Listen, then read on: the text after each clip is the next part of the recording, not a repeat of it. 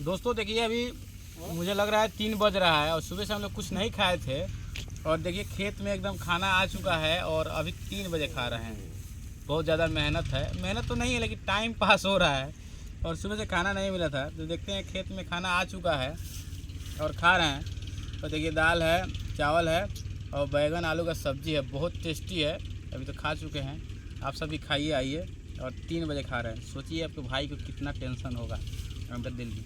देखते हैं क्या होता है। ये थ्रेसर चलाने के लिए आए हुए हैं हम लोग, इसीलिए कोई बात नहीं, ऐसा होता रहता है।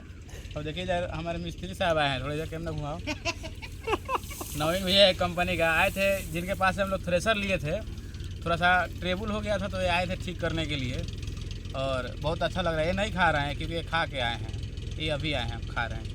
वीडियो बने रहिए, शेयर कीजिए आप लोग, थोड़ा उधर दिखा दीजिए, देखिए उधर।